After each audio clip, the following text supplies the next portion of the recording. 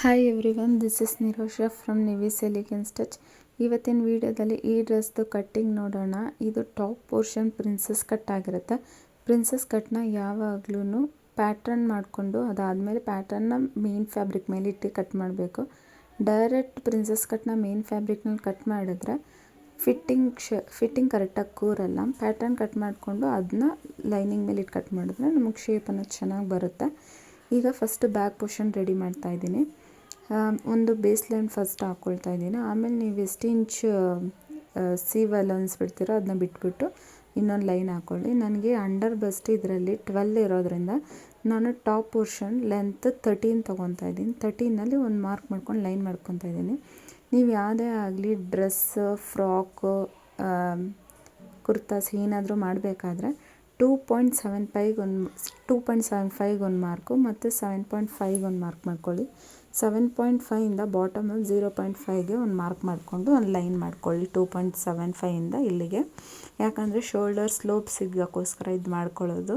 ಈಗ ನನ್ನ ಶೋಲ್ಡರ್ 13.5 ಇದೆ. ಅದನ್ನ 2ಇಂದ ಡಿವೈಡ್ ಮಾಡಿದ್ರೆ 6.75 ಬರುತ್ತೆ. ನಾನು 6.5 ಇಟ್ಕೊತೀನಿ. 6.5 ಇಟ್ಕೊಂಡು ಅಲ್ಲೊಂದು ಮಾರ್ಕ್ ಮಾಡ್ಕೊಳ್ಳಿ.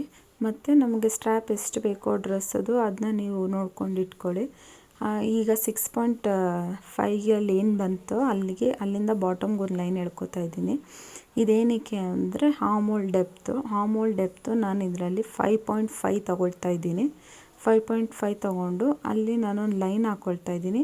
ಈಗ 5.5ಅಲ್ಲಿ ಒಂದು ಲೈನ್ ಏನು ಹಾಕ್ಕೊತೀವೋ ಅದು ಚೆಸ್ಟ್ ಪಾಯಿಂಟ್ ಆಗುತ್ತೆ.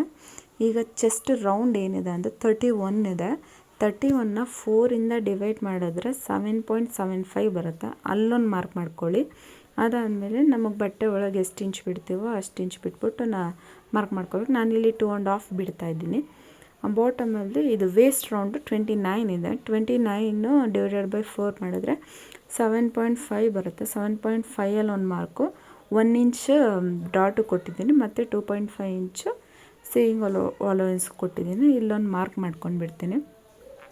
ಈಗ ಆರ್ಮ್ ಡೆಪ್ತ್ ಏನು ತೊಗೊಂಡಿದ್ವೋ 5.5 ಅಲ್ಲಿ ಲೈಟಾಗಿ ಒಂದು ಕರ್ವ್ ತಗೊಳ್ಳಿ, ಶೇಪ್ ಬರಬೇಕು ಅಂತ.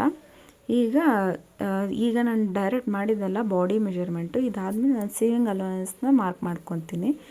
ನಂದು ಬ್ಯಾಕ್ ಬಂದುಬಿಟ್ಟು 5.5 ಇದೆ. ಇದರಲ್ಲಿ ಇದು ಬ್ಯಾಕ್ 5.5 ಕೊಡ್ತಾಯಿದ್ದೀನಿ. ಇನ್ನೂ ಡೀಪಾಗಿ ಕೊಟ್ಟರು ಚೆನ್ನಾಗಿ ಕಾಣುತ್ತೆ ಈ ಡಿಸೈನಲ್ಲಿ ಎಸ್ಪೆಷಲಿ. ಇದರಲ್ಲಿ ನಾನು 5.5 ತೊಗೊಳ್ತೀನಿ. ಇಲ್ಲಿ ಸ್ಕ್ಯಾಲಪ್ ಡಿಸೈನ್ ಬರುತ್ತೆ. ನಾವು ಡೀಪ್ ತೊಗೊಂಡಷ್ಟು ಆ ಸ್ಕ್ಯಾಲಪ್ ಡಿಸೈನ್ ಇನ್ನೂ ಚೆನ್ನಾಗಿರ್ತಿತ್ತು. ಇದಾದಮೇಲೆ ಈಗ ಫ್ರಂಟ್ ಪೋರ್ಷನ್ ನಾನು ಏನು ಅವಲೇ ಪ್ಯಾಟ್ರನ್ ಹಾಕ್ಕೊಂಡಿದ್ನೋ ಅದನ್ನ ಇದ್ರ ಮೇಲೆ ಲೈನಿಂಗ್ ಮೇಲೆ ಇಟ್ಟು ಕಟ್ ಮಾಡ್ತಾಯಿದ್ದೀನಿ. ನೋಡ್ಕೊಳ್ಳಿ, ಡೈರೆಕ್ಟ್ ನಾವು ಲೈನಿಂಗ್ ಮೇಲೆ ಮಾಡಿದ್ರೆ ನಮಗೆ ಸೀವಿಂಗ್ ಅಲೋವೆನ್ಸು ಕೊಡೋಕ್ಕಾಗಲ್ಲ. ಈಗ ನಾನು ಪ್ಯಾಟ್ರನ್ ಇಟ್ಟು ಮಾಡಿರೋದಕ್ಕೆ ಫಸ್ಟ್ ಪ್ಯಾಟ್ರನ್ ಇಟ್ಟು ಅದೇನು ಆಯಿತೋ ಅದನ್ನ ನಾರ್ಮಲಾಗಿ ಡ್ರಾಫ್ಟ್ ಮಾಡಿಬಿಟ್ಟು ನಮಗಿನ್ನೂ ಎಕ್ಸ್ಟ್ರಾ ಎಷ್ಟು ಬೇಕೋ ಸ್ಟಿಚ್ಚಿಂಗ್ಗೆ 0.25 ಇರ್ಬೋದು, ಇಲ್ಲ 0.5 ಎಷ್ಟು ನೀವು 1/2 ಇಂಚ್ ಕೊಡ್ತೀರೋ 1/4 ಇಂಚ್ ಕೊಡ್ತೀರೋ ಕೊಟ್ಬಿಟ್ಟು ಅದನ್ನ ಕಟ್ ಮಾಡ್ಕೊಬೇಕು.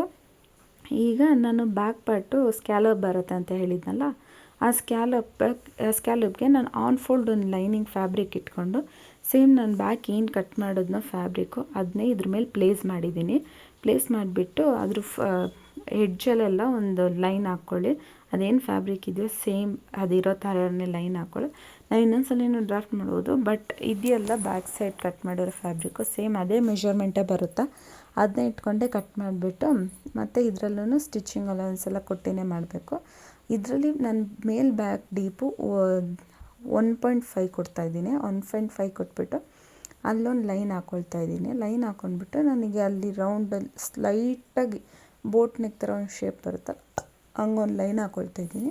ಹಂಗೆ ಲೈನ್ ಹಾಕ್ಕೊಂಡು ಈಗ ಆ ಮೋಲ್ ಡೆಪ್ತು ಎಲ್ಲಿ ಎಂಡ್ ಆಯಿತೋ ಅಲ್ಲಿಂದ ಈ ಪಾಯಿಂಟಿಗೆ ನಾನೊಂದು ಲೈನ್ ಹಾಕ್ಕೊಳ್ತಾ ಇದ್ದೀನಿ. ಇಲ್ಲಿ ಸ್ಕ್ಯಾಲಪ್ ಬರುತ್ತೆ, ಬಟ್ಟೆಲಿ ಕಟ್ ಮಾಡಬಾರ್ದು. ಅದನ್ನ ನಾವು ಕ್ಯಾನ್ವಸ್ನಲ್ಲಿ ಕಟ್ ಮಾಡ್ಕೊಳ್ಳೋಣ. ಈಗಿಂದ ಕಟ್ ಮಾಡಿ ತಗೊಳ್ಳೋಣ. ಇದು ಕಟ್ ಮಾಡಿದರೆ ಇದು ಓಪನ್ ಮಾಡಿದ್ರೆ ಹೀಗೆ ಕಾಣುತ್ತೆ ನಿಮಗೆ ನೋಡಿ.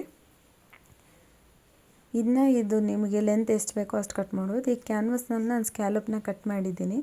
ಈಗ ಆ ಸ್ಕ್ಯಾಲಪ್ನ ಇಲ್ಲಿಟ್ಟು ಪ್ಲೇಸ್ ಮಾಡ್ಕೊಬೇಕು ಕರೆಕ್ಟಾಗಿ. ನಮಗೆ ಎಷ್ಟು ಎಡ್ಜಲ್ಲಿ ಬೇಕೋ ಅಷ್ಟು ಎಡ್ಜಲ್ಲಿ ಪ್ಲೇಸ್ ಮಾಡ್ಕೊಂಡ್ಬಿಟ್ಟು ಒಂದು ಪಿನ್ ಮಾಡ್ಕೊಂಡು ಸೆಕ್ಯೂರ್ ಮಾಡ್ಕೊಳ್ಳಿ. ಇಲ್ಲಾಂದರೆ ನಿಮ್ಗೆ ಐರನ್ ಮಾಡಬೇಕಾದ್ರೆ ಮೂವ್ ಆಗಿಬಿಡುತ್ತೆ. ಈಗ ಇದನ್ನ ಒಂದು ಕರೆಕ್ಟಾಗಿ ಐರನ್ ಮಾಡ್ಕೊಂಡು ಬಿಡೋಣ ಕ್ಯಾನ್ವಸ್ನ. ಈಗ ನಾನು ಅವಲೇ ಇದು ಲೈನಿಂಗ್ ಎಲ್ಲ ಕಟ್ ಮಾಡಿದ್ನಲ್ಲ ಫ್ರಂಟು ಬ್ಯಾಕು, ಅದೆಲ್ಲ ಮೇನ್ ಫ್ಯಾಬ್ರಿಕ್ ಮೇಲೆ ಇಟ್ಟು ಕಟ್ ಮಾಡ್ಕೊಳ್ಳೋಣ. ಇಲ್ಲಿ ಬ್ಯಾಕ್ ಸೈಡ್ ಶೋಲ್ಡರ್ನಲ್ಲಿ ಗ್ರೀನ್ ಕಲರ್ ಬಾರ್ಡರ್ ಬಂದಿದೆ, ಇಟ್ಸ್ ಓಕೆ. ಬಟ್ ನಾವಲ್ಲಿ ಇನ್ನೊಂದು ಪ್ಯಾಚ್ ವರ್ಕ್ ಮಾಡೋದ್ರಿಂದ ನಮ್ಗೆ ಅದಿದ್ರೆ ಪರವಾಗಿಲ್ಲ. ಇದು ಬಟ್ಟೆನೂ ಕಡಿಮೆನೇ ಇದ್ದಿದ್ದರಿಂದ ಈಗ ಕಟ್ ಮಾಡ್ತಾ ಇದ್ದೀನಿ. ಇದನ್ನ ಬಟ್ಟೆ ಫುಲ್ಲು ಕಟ್ ಮಾಡ್ಕೊಳ್ಳಿ, ನಿಮಗೆ ಎಷ್ಟು ಬೇಕೋ ಅಷ್ಟು. ಲೈನಿಂಗಿಂತ ಮೇನ್ ಫ್ಯಾಬ್ರಿಕ್ ಜಾಸ್ತಿ ಇರಬೇಕು, ಜಾಸ್ತಿ ಇದ್ರೇ ನಿಮಗೆ ಸ್ಟಿಚ್ ಮಾಡಿ ಟರ್ನ್ ಮಾಡಬೇಕು ನಿಮಗೆ ಕರೆಕ್ಟಾಗಿರುತ್ತೆ. ಮತ್ತು ನಮಗೆಲ್ಲನೂ ಅಲ್ಲಿ ಹೆಚ್ಚು ಕಡಿಮೆ ಬಂತು ಅಂದ್ರೂ ಮೇನ್ ಫ್ಯಾಬ್ರಿಕ್ ಎಕ್ಸ್ಟ್ರಾ ಇದ್ದಷ್ಟು ನಮಗೆ ಒಳ್ಳೆಯದೇ. ಈಗೆಲ್ಲ ಫ್ಯಾಬ್ರಿಕ್ ಕಟ್ ಮಾಡ್ಕೊಂಡಿದ್ದೀನಿ. ಬ್ಯಾಕ್ ಪೋರ್ಷನ್ ನಾವು ಅದು ಸ್ಕ್ಯಾಲಪ್ ಕಟ್ ಮಾಡ್ಕೊಂಡಿದ್ವಲ್ಲ, ಅದು ಕಾಂಟ್ರಾಸ್ಟ್ ಕಲರ್ ಇರಬೇಕು. ಅಲ್ಲಿ ಆರೆಂಜ್ ಕಲರ್ ಮೇನ್ ಫ್ಯಾಬ್ರಿಕ್ ಇರುತ್ತೆ. ಸೊ ನಾನು ಗ್ರೀನ್ ಕಲರ್ನಲ್ಲಿ ಆ ಸ್ಕ್ಯಾಲಪ್ ಡಿಸೈನ್ ಏನು ಬರುತ್ತೋ ಅದನ್ನ ಕಟ್ ಮಾಡಿ ತಗೊಳ್ತಾ ಇದ್ದೀನಿ. ಈಗ ಸ್ಲೀವ್ ನೋಡೋಣ. ಸ್ಲೀವ್ ಲೆಂತು 9.5 ಇದೆ, ಅಲ್ಲಿಗೊಂದು ಮಾರ್ಕ್ ಮಾಡ್ಕೊಳ್ಳಿ. ಕ್ಯಾಪ್ ಇಟ್ಟು 3.5 ಒಂದು ಮಾರ್ಕ್ ಮಾಡ್ಕೊತಾ ಇದ್ದೀನಿ. ಈಗ 3.5 ಎಲ್ಲಿ ಮಾಡಿದ್ವ ಅಲ್ಲ, ಅಲ್ಲಿಂದ ಒಂದು ಸ್ಟ್ರೈಟ್ ಲೈನ್ ತೊಗೊಳ್ಬೇಕು.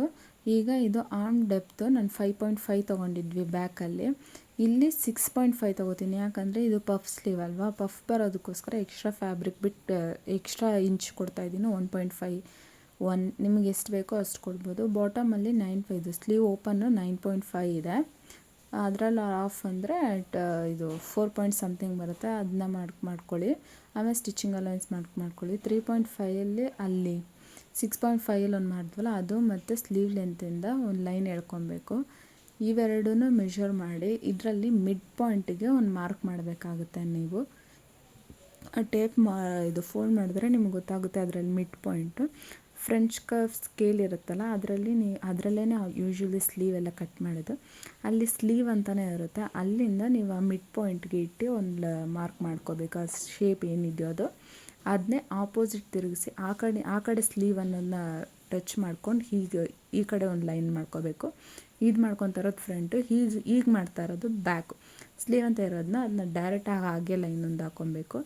ಈಗ ನಮಗೆ ಟೇಪು ಬ್ಯಾಕ್ ಸೈಡಲ್ಲಿ ಒಂದು ಮೆಷರ್ಮೆಂಟ್ ಇರುತ್ತಲ್ಲ, ಅದರಲ್ಲಿ 1 ಇಂಚು 1 ಸೆಂಟಿಮೀಟರ್ಗೆ ಒಂದು ಡಾಟ್ ಇಟ್ಕೊಂಡು ಅಲ್ಲಿಂದ ಲೈನ್ ಒಂದು ಎಳ್ಕೊಬೇಕು. ಲೈನ್ ಎಳ್ಕೊಂಬಿಟ್ಟು ಇದು ಪಫ್ ಸ್ಲೀವ್ ಇರೋದ್ರಿಂದ ನಾವು ಟಾಪಲ್ಲಿ 1.5 ಎಷ್ಟು ಬೇಕಾದರೂ ಕೊಡ್ಬೋದು, ನಮಗೆ ಎಷ್ಟು ಪಫ್ ಬೇಕೋ ಆ ಥರ ಕೊಟ್ಬಿಟ್ಟು ಅದನ್ನ ಈ ಸ್ಲೀವ್ದು ಏನು ಮೆಷರ್ ಮಾಡಿದ್ವಿ ಇದು ಮಾಡಿದ್ವೋ ಅದ್ರ ಜೊತೆ ಇದು ಅಟ್ಯಾಚ್ ಮಾಡಬೇಕು. ಫ್ರಂಟು ಬ್ಯಾಕ್ ಎರಡೂ ಹೀಗೆ ಮಾಡಬೇಕು. ಸೊ ನಮಗಾಗಲೇ ಶೇಪ್ ಬರೋದು ಫ್ರಂಟು ಬ್ಯಾಕು ನೋಡಿಕೊಂಡು ಅದು ಮಿಡ್ ಪಾಯಿಂಟಲ್ಲಿ ಕರೆಕ್ಟಾಗಿ ಅಟ್ಯಾಚ್ ಆಗೋ ಥರ ನೋಡಬೇಕು. ಇದು ಸ್ಲೀವ್ ಶಾರ್ಟೇಜ್ ಬರುತ್ತೆ, ನಾವು ಆಮೇಲೆ ಅಟ್ಯಾಚ್ ಮಾಡ್ಕೊಂಡೇ ಇದು ಕಟ್ ಮಾಡಬೇಕಾಗುತ್ತೆ. ಈ ಥರ ಮಾಡೋದ್ರಿಂದ ನಮಗೆ ಶೇಪ್ ಅನ್ನೋದು ಕರೆಕ್ಟಾಗಿ ಕೂರುತ್ತೆ, ಸ್ಲೀವು ಎಕ್ಸ್ಟ್ರಾ ಎಲ್ಲ ಬರಲ್ಲ. ಈಗ ಇದನ್ನ ಕಟ್ ಮಾಡ್ಕೊಂಡು ಬಿಡೋಣ. ನಿಮಗೆ ಈ ಸ್ಲೀವ್ ಏನಾದರೂ ಅರ್ಥ ಆಗಿಲ್ಲ ಅಂದರೆ ಹೇಳಿ, ನಾನು ಸ್ಲೀವಿಗೆ ಅಂತ ಡೀಟೇಲಾಗಿ ಮಾಡ್ತೀನಿ. ಯಾಕಂದರೆ ಸ್ಲೀವಲ್ಲಿ ತುಂಬ ಇದೆ, ಯಾಕಂದರೆ ಕ್ಲೀನಾಗಿ ಕೂರಬೇಕಲ್ಲ. ಅದಕ್ಕೆ ಫ್ರೆಂಚ್ ಕರ್ವ್ ಸ್ಕೇಲ್ ಎಲ್ಲ ತೋರಿಸಿ ಬೇಕಾದ್ರೆ ನಾನು ನಿಮಗೆ ಇನ್ನೊಂದು ವೀಡಿಯೋನೂ ಕೂಡ ಕ್ಲಿಯರಾಗಿ ಮಾಡಾಕ್ತೀನಿ, ಒಂದು ಶಾರ್ಟ್ಸ್ ಏನಾದರೂ. ಈಗ ಇದರಲ್ಲಿ ಅರ್ಥ ಆಗಿಲ್ಲ ಅಂದರೆ ಹೇಳಿ. ಇದು ಸೇಮ್ ಅದೇನು ಶೇಪ್ ಕೊಟ್ಟಿದ್ವೋ ಅದೇ ಥರ ಕಟ್ ಮಾಡ್ಕೋಬೇಕು. ಮತ್ತು ಫ್ರಂಟಲ್ಲಿ ಇನ್ನೊಂದು ಸ್ವಲ್ಪ ಶೇಪ್ ಕೊಡಬೇಕಾಗುತ್ತೆ ಇದರಲ್ಲಿ.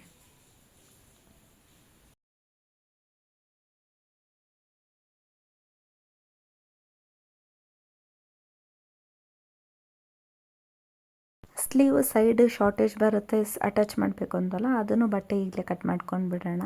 ಅದೇ ಸೇಮ್ ಮೆಷರ್ಮೆಂಟ್ಗೆ ಇಟ್ಬಿಟ್ಟು ನಮಗೆ ಎಷ್ಟು ಬೇಕೋ 2 ಇಂಚು 3 ಇಂಚು ಕೊಟ್ಟು ಕಟ್ ಮಾಡೋಣ.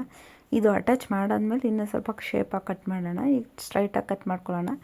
ಈಗ ಲೈನಿಂಗ್ನ ಮೇನ್ ಫ್ಯಾಬ್ರಿಕ್ನಲ್ಲಿ ಯಾವ ಡೈರೆಕ್ಷನಲ್ಲಿ ನಿಮ್ಗೆ ಯಾವ ಡಿಸೈನ್ ಬೇಕೋ ಇಟ್ಟು ಕಟ್ ಮಾಡಿ. ನಾನು ಹಿಂಗೆ ಕ್ರಾಸಾಗಿ ಇಟ್ಟಿದ್ದೀನಿ, ಯಾಕಂದರೆ ಬಾರ್ಡ್ರು ನನಗೆ ಆ ಸೈಡಲ್ಲಿದೆ, ಅದಕ್ಕೋಸ್ಕರ ನಾನು ಈಗ ಕಟ್ ಮಾಡ್ತಾಯಿದ್ದೀನಿ. ಎಕ್ಸ್ಟ್ರಾ ಬಟ್ಟೆ ಬಿಟ್ಟು ಕಟ್ ಮಾಡಬೇಕು, ಯಾಕಂದರೆ ಇದಕ್ಕಿನ್ನ ಲೈನಿಂಗಲ್ಲಿ ಸೈಡಲ್ಲಿ ಬಟ್ಟೆ ಅಟ್ಯಾಚ್ ಮಾಡ್ತೀವಿ ನಾವು.